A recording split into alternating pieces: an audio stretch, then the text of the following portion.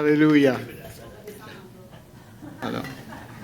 Alors, ce matin, on va aller dans la première épître de Pierre, le chapitre 1, les versets 3 à 9, qu'on va lire ensemble ce matin. On va commencer. Alors, béni soit Dieu. Ah, il me semble qu'on a entendu ça aujourd'hui.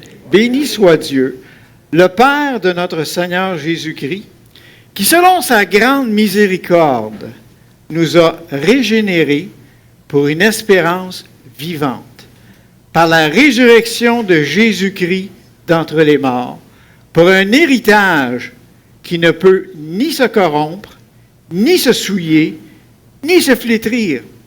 Il vous est réservé. Il vous est réservé dans les cieux.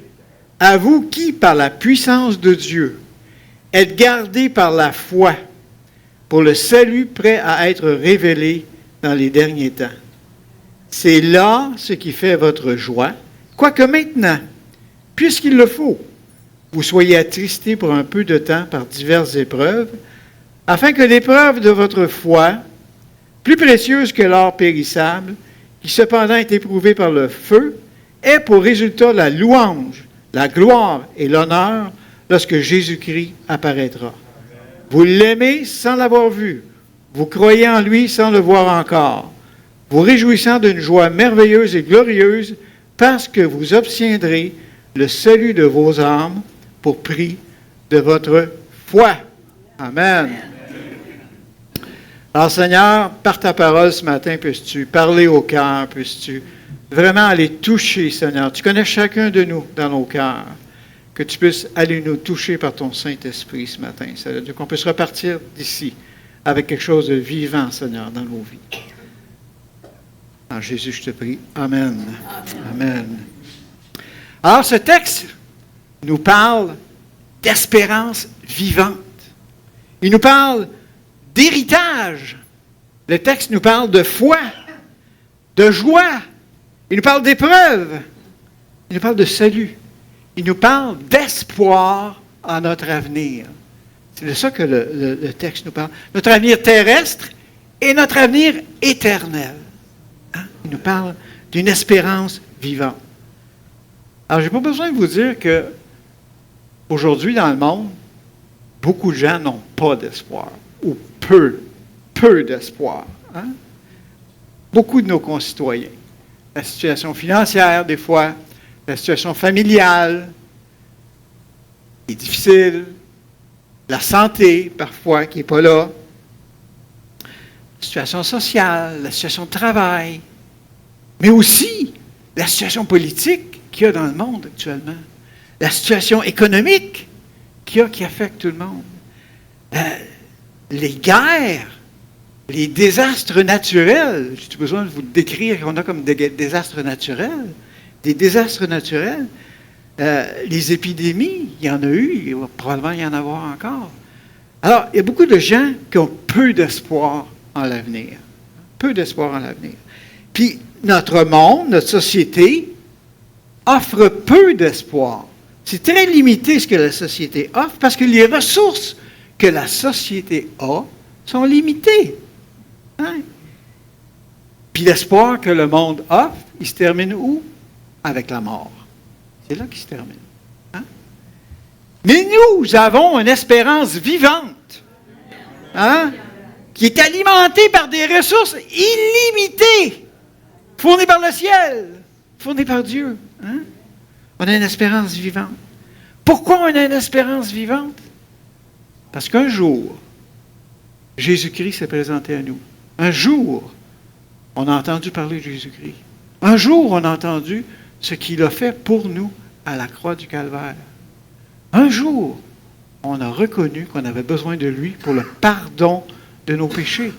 Que nos péchés ne pouvaient pas être pardonnés par nos propres efforts. Lui, il les a portés à la croix du Calvaire. Hein? Il a porté nos péchés. Il est mort sur la croix pour nos péchés. Et il est ressuscité. Il est vivant. Hein? Et quand on a dit, Seigneur, oui, j'ai besoin de toi pour le pardon de mes péchés. Oui, Seigneur, Je veux que tu viennes dans ma vie. Seigneur, je veux que tu prennes ma vie et qu'elle te soit consacrée. On est passé par ce qu'on appelle la nouvelle naissance, par la régénération. C'est comme une nouvelle vie qui est arrivée dans nos vies. On a été changés, transformés. Et Dieu travaille dans nos vies depuis ce temps-là. Hein? Il y a comme un avant connaître le Seigneur et un après avoir connu le Seigneur. Hein? Amen. Et on a une espérance vivante qui a été placée dans nos cœurs à ce moment-là. Une espérance qui ne peut pas mourir. Une espérance pour la vie éternelle. Amen. Il faut garder les yeux fixés sur le Seigneur Jésus-Christ. Garder les yeux fixés sur sa parole. Sur ses promesses qu'il nous fait, qu'il nous a fait. Il était question des promesses tout à l'heure. Dieu nous fait des promesses. Et il y tient, ces promesses. Hein? Mais si on ne garde pas les yeux fixés sur le Seigneur, si on se laisse détourner par autre chose qui nous préoccupe, bien, on peut parfois ressentir, face aux difficultés de la vie, on peut ressentir du découragement. On peut vivre du découragement. Hein? Comment est-ce que ça se développe, le découragement dans nos vies? Dans la vie des gens, mais des fois aussi, si on ne garde pas nos yeux fixés sur le Seigneur, on peut vivre du découragement. Hein, on va prendre le problème personnellement. On va avoir une situation difficile, puis ça va nous affecter personnellement. Pourquoi ça m'arrive à moi? Ça n'arrive pas à elle ou à lui. Pourquoi ça m'arrive à moi? Hein? Le Seigneur m'a laissé. Le Seigneur m'a abandonné. Il ne s'occupe pas de moi. Je ne comprends pas. Je ne comprends pas pourquoi.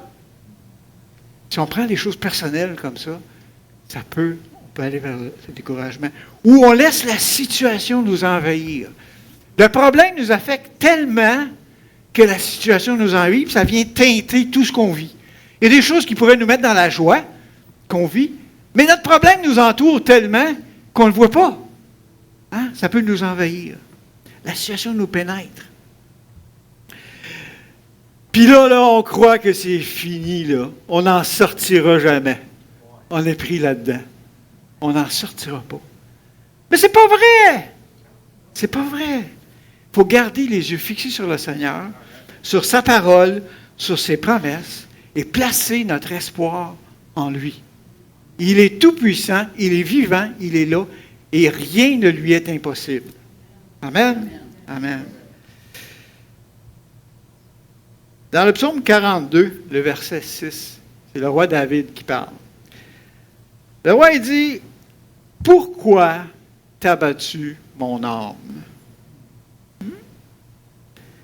Pourquoi gémis-tu au-dedans de moi? Espère en Dieu. Espère en Dieu, car je le louerai encore. Il est mon salut et mon Dieu. »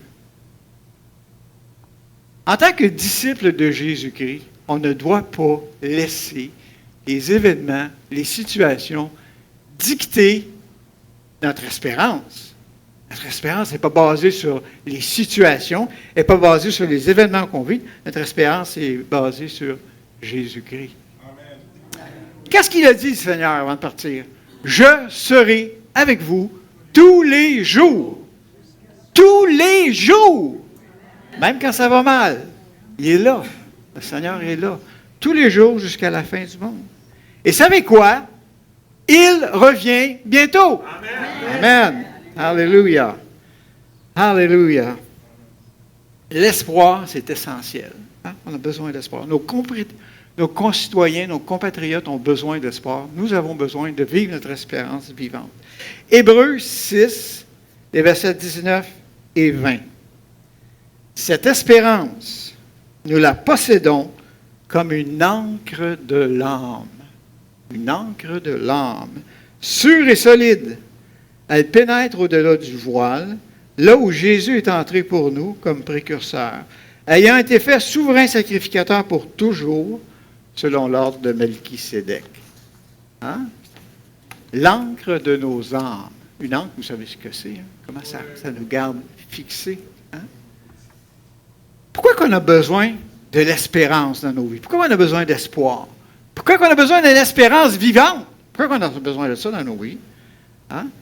Je vais vous en donner 4 raisons, moi. Il y en a d'autres, il y en a plein. Je vais vous en donner 4. Premièrement, le chemin qui est devant nous, là, il est inconnu.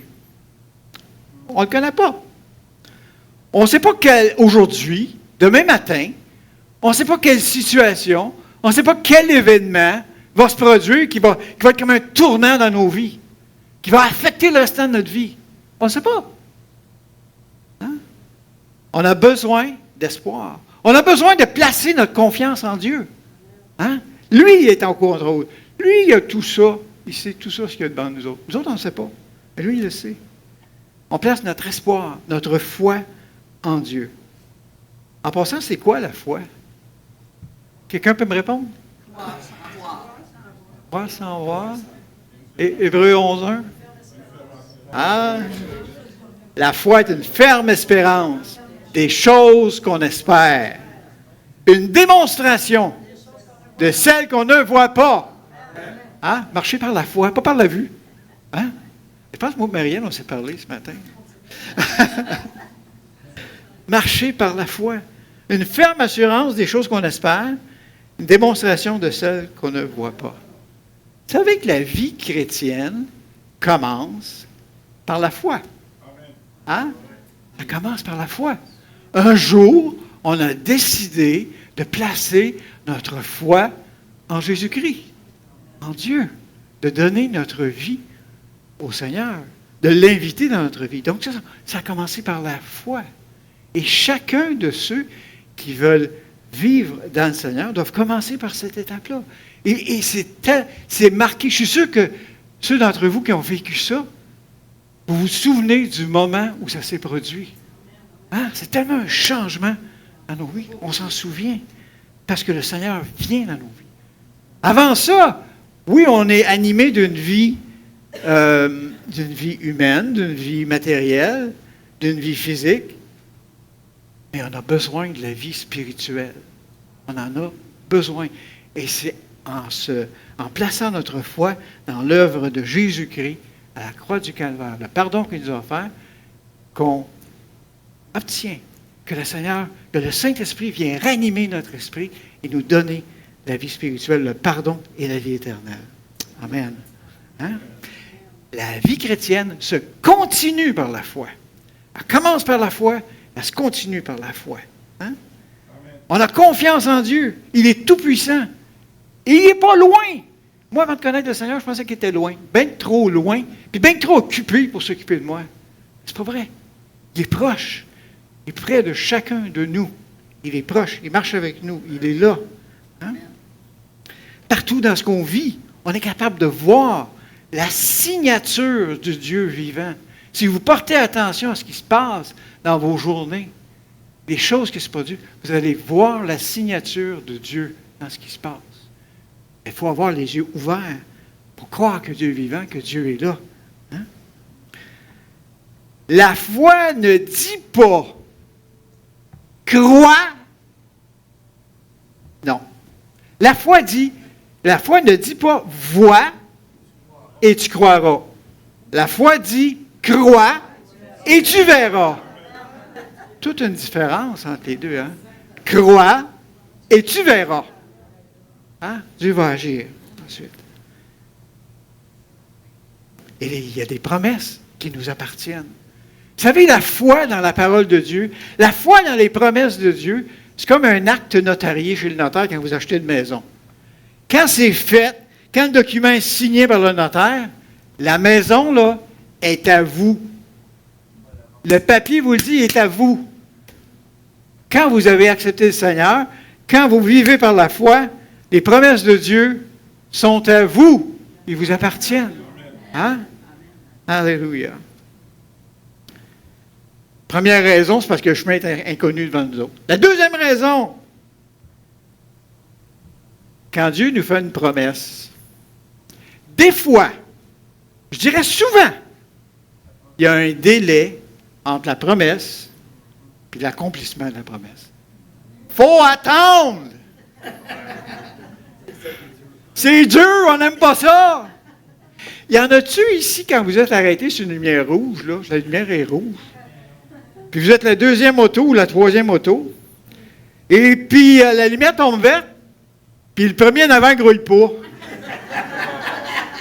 Ça arrive jamais. Vous aimez ça, hein? C'est un exemple que je vis, hein? Oh, je pense qu'on est tous comme ça. On est dans un monde de rapidité, un monde instantané, un monde de frénésie. On n'a pas de patience. Puis quand Dieu nous fait une promesse, puis qu'il nous fait attendre avant d'accomplir la promesse, ouf, c'est long. C'est long. Ça paraît long. Savez-vous, Dieu ne mesure pas le temps comme nous autres. Hein? Lui, c'est un éternel présent. C'est un éternel présent, Seigneur. Hein?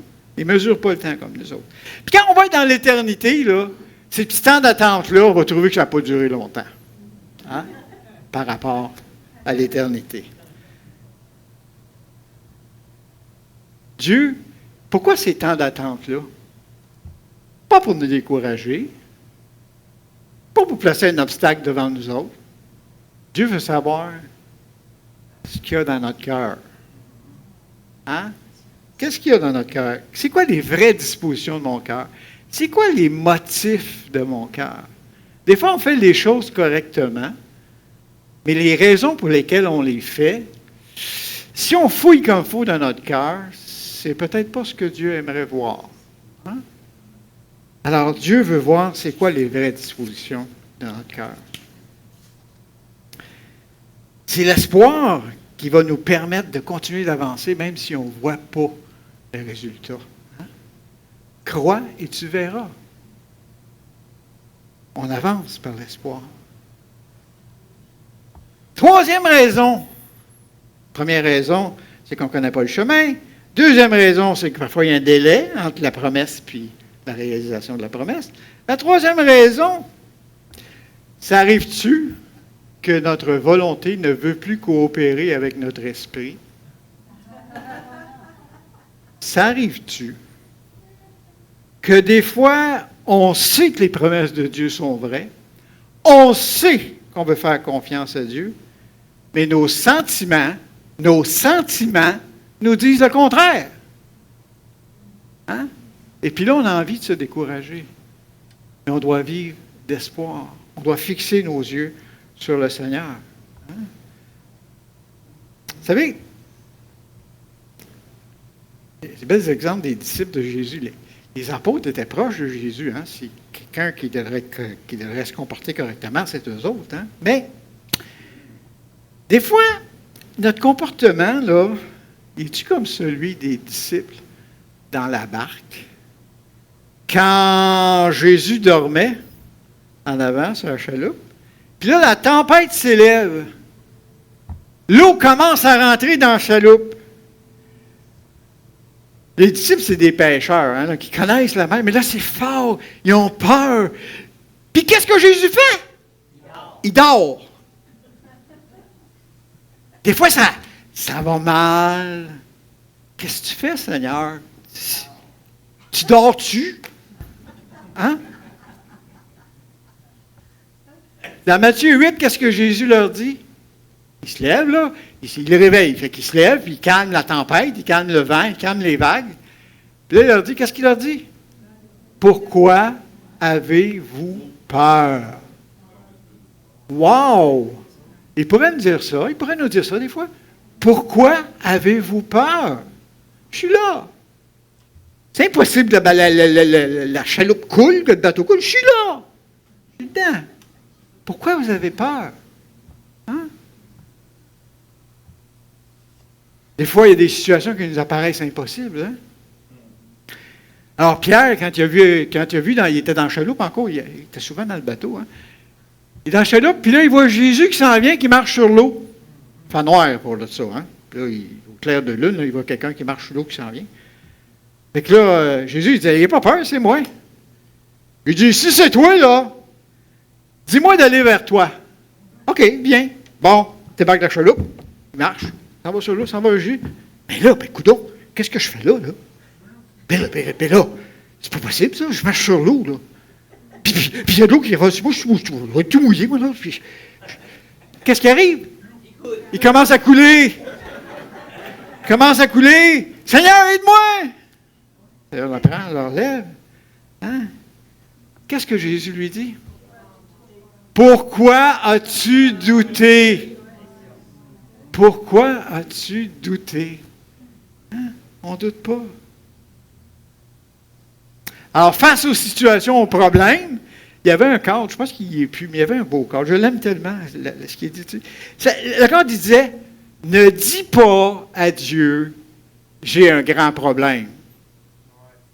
Mais dis au problème, j'ai un grand Dieu. Amen. Hein?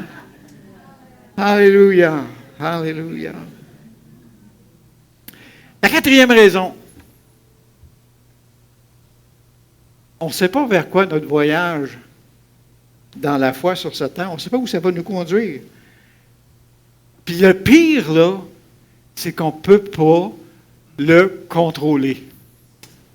On peut pas on peut essayer, mais il y a des situations qui vont produire qu'on ne contrôle pas, qu'on n'a pas planifié. Moi, souvent, ça m'est arrivé souvent de dire au Seigneur, j'aimerais donc ça, que tu me donnes un blueprint de ma vie. Hein? Que sur le blueprint, ça soit écrit, aujourd'hui, il va se passer ça, tu vas faire ça, tu vas aller là. Demain, c'est ça qui va se passer, tu vas faire ça. Puis c'est ça qui va arriver. Puis la raison que je fais ça, c'est pour ça. Puis, non, il ne fait pas ça, le Seigneur. Il ne nous donne pas un blueprint de notre vie. Chaque matin, il faut s'attendre à des événements dans la journée, puis que le Seigneur, au cours de la journée, au fur et à mesure qu'on avance, il va nous diriger, il va nous conduire. Il faut lui faire confiance dans ça. Hein? Puis commençons nos journées en s'attendant que le Seigneur va agir au cours de la journée. Il va faire quelque chose dans la journée. Amen. Alléluia. La foi, l'espérance, c'est une ancre. Une ancre qui nous empêche de dériver. Ça garde un bateau solide. Il ne dérive pas au gré des vagues du vent. Notre espoir, ça sert d'ancre à notre âme. Et notre espoir, elle est fondée en Jésus-Christ. Hein? Et notre espoir nous amène à entrer dans la présence de Dieu, aller dans la présence de Dieu. Puis quand on est dans la présence de Dieu, les situations, vous remarquez quand vous allez dans la présence de Dieu, les situations ont beaucoup moins d'importance. Beaucoup moins d'importance parce que le Seigneur est en contrôle. Dans le psaume 42, le verset 4, le roi David il dit « Mes larmes sont ma nourriture jour et nuit. Pendant qu'on me dit sans cesse, où est ton Dieu? Il est où ton Dieu? Hein? Qu'est-ce qu'on fait dans ce temps? Qu'est-ce qu'on peut faire dans ce temps-là? Où est ton Dieu? Dieu a-t-il agi dans votre vie dans le passé? Oui, il a agi dans votre vie. Il a fait de grandes choses. Et il fera de grandes choses. Hein? Il faut se souvenir de ce que Dieu a fait dans nos vies. Dans les moments où on est un peu découragé, où les choses ne vont pas bien, il faut se souvenir que Dieu est là, que Dieu a agi dans le passé, qu'il a fait des choses merveilleuses dans nos vies dans le passé, puis qu'il va le faire encore. Hein? Quand les choses ne vont pas bien, là, c'est facile d'oublier ce que Dieu a fait, ce qu'il a fait dans nos vies. Mais si on s'efforce de s'en souvenir, ça nous encourage. On retrouve l'espoir. Moi, ce que j'aime faire, c'est quand Dieu fait quelque chose, ou quand Dieu me donne une promesse, ou quand Dieu me donne une pensée qui me marque, ou un verset, je le note. J'ai un petit carnet, et je note ça. Dans les moments où j'ai besoin d'être un peu encouragé, je retourne dans mon petit livre, dans mon petit cahier, où j'ai écrit les choses. Et ça m'encourage. Qu'on garde un petit carnet de ce que Dieu a fait, de ce que Dieu nous a dit. Puis on retourne. Puis ça nous encourage. Oui, Dieu a fait ça. Puis Dieu va encore faire ça. Il est vivant. Il est là. Hein? Dans le même psaume, le psaume 42, le verset 5 que j'ai lu tout à l'heure, qui dit « Pourquoi t'as battu mon âme et j'ai mis tu au-dedans de moi? Espère en Dieu, car je le louerai encore. Il est mon salut et mon Dieu. » David, on voyait dans le psaume, il a plus envie de pleurer que de se réjouir. Hein? Mais il veut chanter les louanges de Dieu. C'est ce qu'on a fait ce matin. On a chanté les louanges de Dieu. Quand on chante les louanges de Dieu, on est encouragé. On entre dans la présence de Dieu et on est encouragé. Fait que si on vit des moments un petit peu, pardonnez mon anglicisme, là, un petit peu d'âme, qu'on chante des louanges de Dieu, qu'on chante des chants, qu'on connaît des chants, qu'on écoute de la musique de louange, nos problèmes vont sembler beaucoup plus petits face à la grandeur de Dieu. Parce que Dieu est grand. Hein? Dans le psaume 43, 4, on dit qu'originalement, le psaume 43, 42, c'était un seul psaume. Il dit « J'irai vers l'autel de Dieu. De Dieu, ma joie et mon allégresse, je te célébrerai sur la harpe. Ô Dieu, mon Dieu. » Quand on entre dans la louange, l'état de nos cœurs change. Hein, nos cœurs se tournent vers Dieu. On est disposé à recevoir de Dieu, à ressentir la présence de Dieu. Hein? Parce que le Seigneur, Jésus-Christ, il a promis, il est toujours avec nous chaque jour. Il est là chaque jour. Peu importe les circonstances, il est là avec nous. Amen. Alléluia. Dans le texte que j'ai lu au début, l'apôtre Pierre nous dit d'où vient l'espoir. D'où vient l'espoir? Hein? 1 Pierre 1,3, ça dit « Béni soit Dieu, le Père de notre Seigneur Jésus-Christ, qui, selon sa grande miséricorde, nous a régénérés pour une espérance vivante par la résurrection de Jésus-Christ d'entre les morts. » Hein? La résurrection de Jésus-Christ d'entre les morts. Cette lettre-là, cette épître-là, l'apôtre Pierre l'adresse à des chrétiens qui vivent de la persécution, qui vraiment, c'est pas facile. C'est pas facile pour eux autres, puis ils ont besoin de s'accrocher au Seigneur. Ils ont besoin de s'accrocher à l'espérance vivante qu'ils ont reçue lorsqu'ils ont passé par la nouvelle naissance.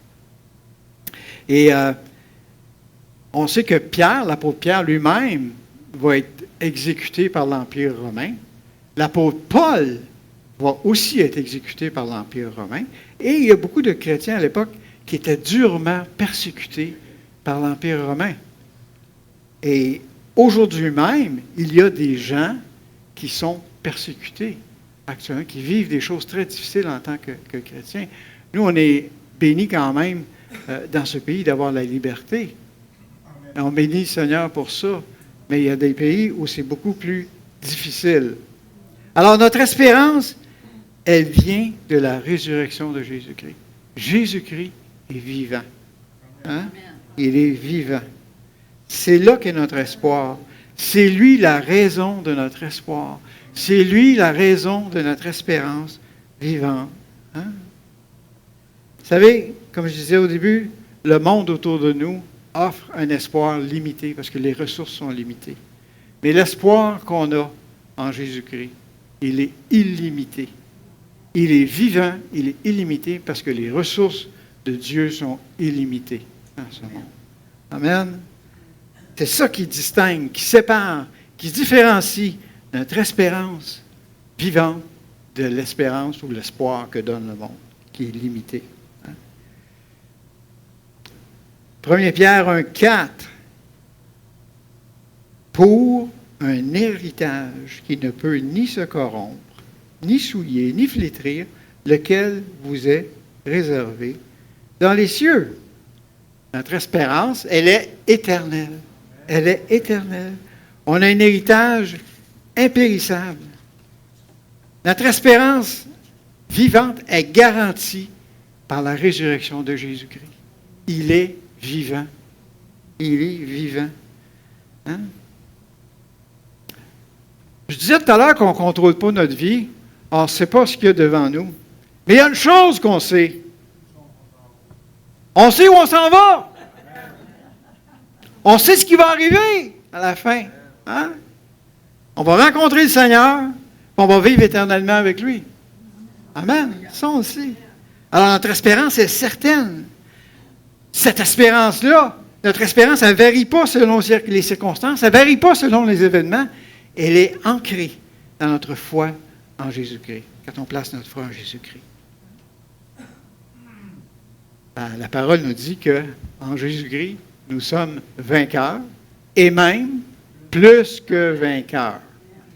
Hein? Donc, il n'y a pas de situation dans notre vie qui peuvent nous écraser quand on place notre foi en Jésus-Christ. Hein? On a un héritage qui est réservé dans les cieux. Hein?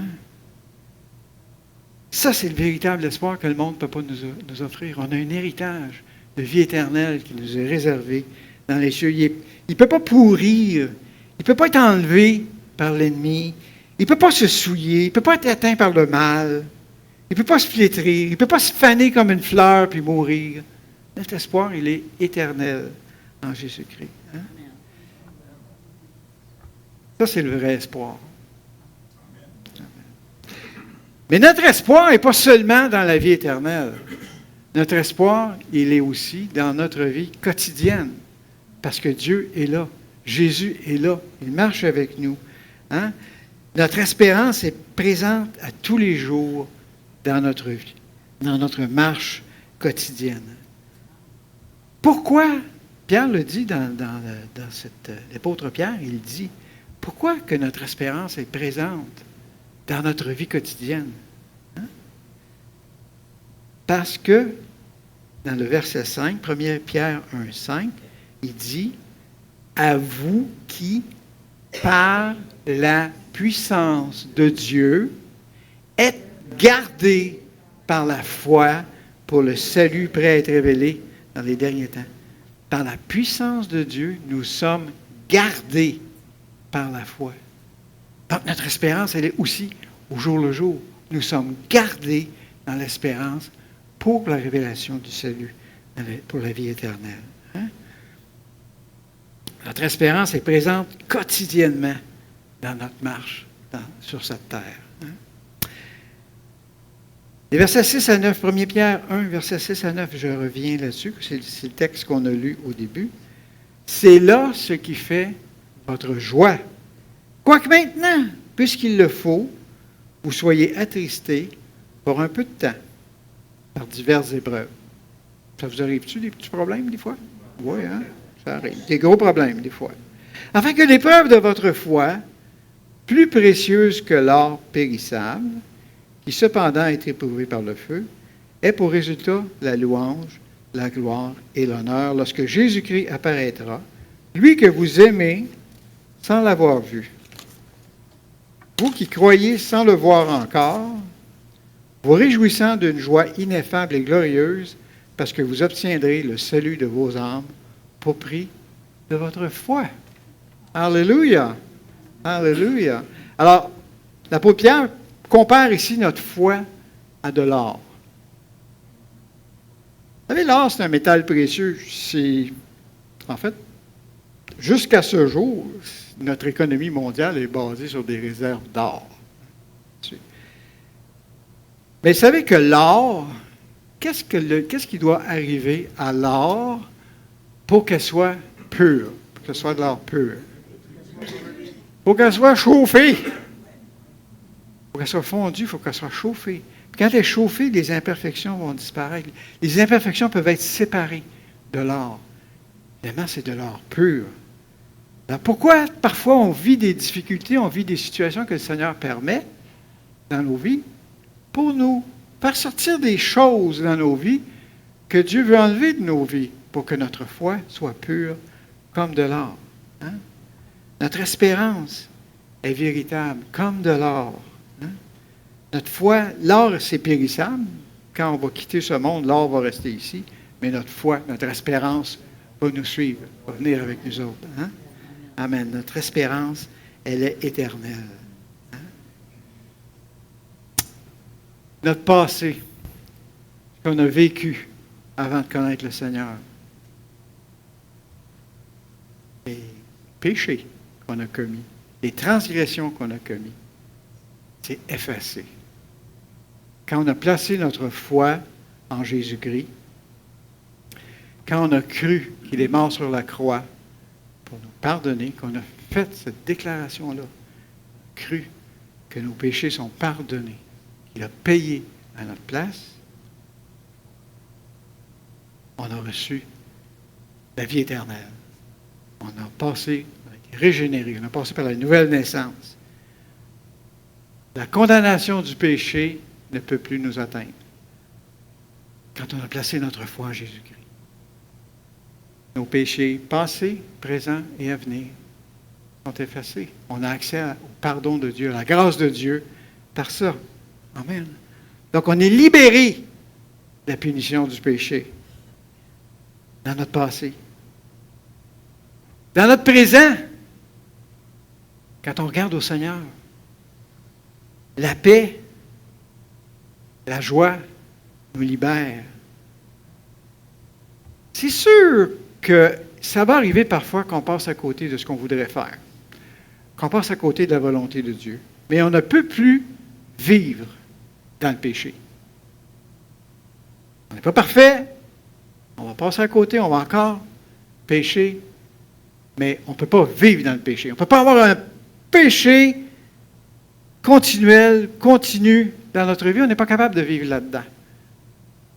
Quand on passe à côté, on vient devant le Seigneur, on demande au Seigneur de nous pardonner. Nos péchés sont pardonnés. On ne peut pas être condamné. Hein? Nos péchés sont pardonnés. On est libéré de la puissance du péché qui nous conduisait avant. Hein? C'est le péché qui nous conduisait avant. On est libéré de ça. Hein? Dans l'avenir, on a un héritage garanti. On va être libéré de la présence du péché. Hein? Le péché ne sera pas là. Alors, notre espérance n'est pas liée aux conditions extérieures qu'on vit. Elle est liée à la puissance de Dieu. Amen. C'est une espérance vivante, un héritage, hein, comme l'apôtre Pierre nous dit, par la foi, la joie, la victoire dans l'épreuve, le salut et la vie éternelle.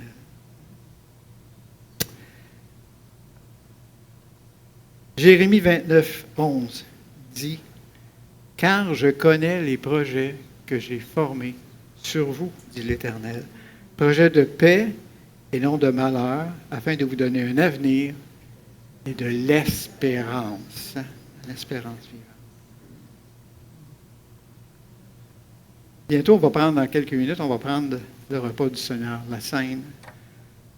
À ce point-ci, j'aimerais inviter, si vous n'avez jamais fait cette déclaration-là en vous-même, déclaration au Seigneur, que vous croyez qu'il est là, que vous croyez que Jésus a payé pour vos péchés à la croix du Calvaire, que vous désirez qu'il vienne dans votre vie, qu'il vienne vivre sa vie en vous, qu'il vienne vous donner une espérance vivante, une espérance éternelle. Je vais vous donner la chance de le faire avant qu'on prenne la scène ensemble, parce que la scène, le repas du Seigneur, c'est pour la famille de Dieu, c'est pour ceux qui appartiennent au Seigneur, qui ont fait cette expérience-là.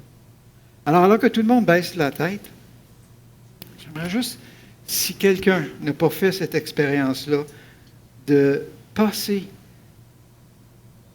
de donner sa vie au Seigneur, de vraiment sentir le Seigneur agir dans sa vie, que de l'inviter, de reconnaître qu'on est pécheur, de reconnaître qu'on a besoin du pardon qui a été acquis à la croix par Jésus-Christ. Si on a besoin d'avoir cette espérance vivante pour notre vie présente et pour la vie à venir, qu'on puisse juste être disposé à le demander au Seigneur. Peut-être que je demande juste, si quelqu'un n'a pas fait cette expérience-là, peut-être pendant que toutes les têtes sont passées, juste me montrer par la main. Juste lever la main. Une petite seconde. Merci. Levez votre main. Alors, ce qu'on va faire, je vais prier, et puis, pendant que je vais prier, vous allez répéter vous-même dans votre cœur ce que je vais dire. En fait, on peut le dire à haute voix. Tout le monde va prier avec moi. Et puis, le Seigneur va venir dans votre vie.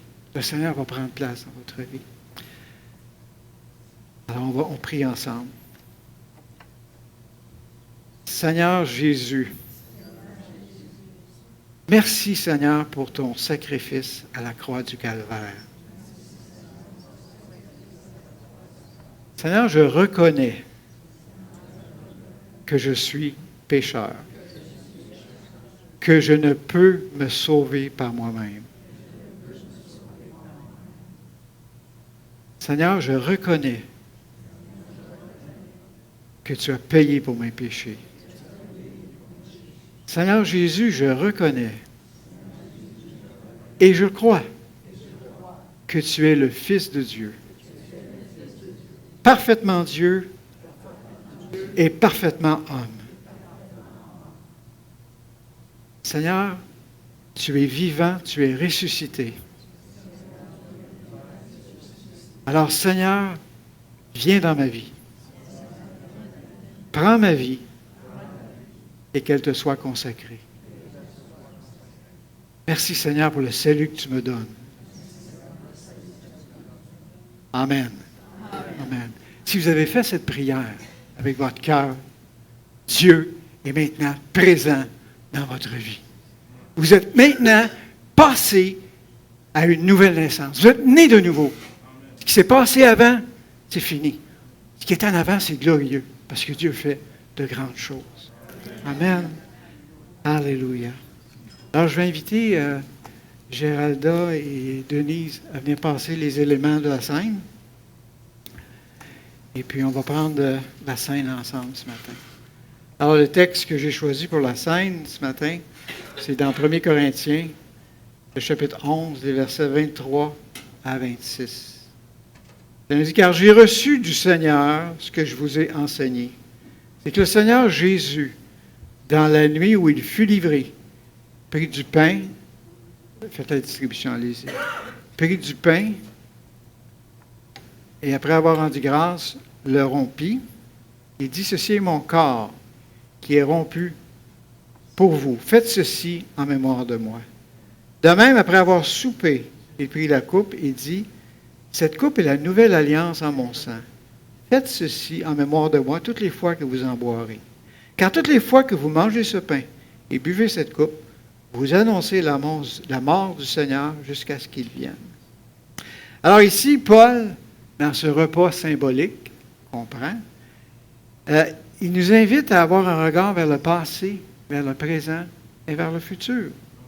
Hein, comme je disais tout à l'heure, vers le passé, l'œuvre de rédemption, de rachat de Jésus-Christ à la croix du Calvaire. Il a porté nos péchés. Il nous a rachetés pour un salut éternel. Notre passé est effacé par la miséricorde de Dieu. Nos péchés, passés, présents et à venir, sont pardonnés. Ça, c'est le passé. Dans le présent, vers le présent, Pierre nous invite à regarder dans le présent. Jésus-Christ ressuscité, vivant et glorieux. Hein? Aujourd'hui même, en ce moment, il est couronné de gloire et d'honneur. Il est dans la gloire céleste. Puis moi, parce que j'ai donné ma vie au Seigneur, nous, parce que nous avons donné notre vie au Seigneur, nous avons la paix avec Dieu.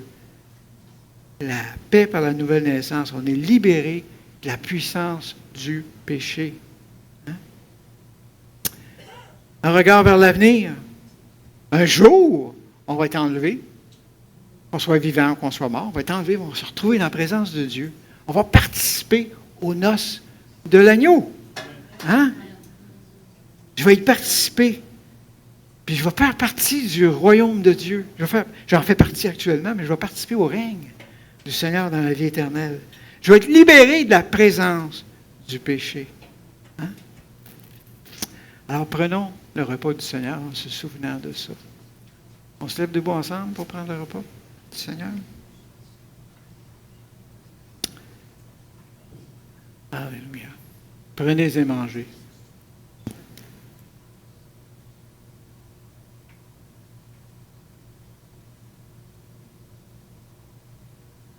Alléluia, Seigneur. Merci, Éternel. Merci, oh Dieu.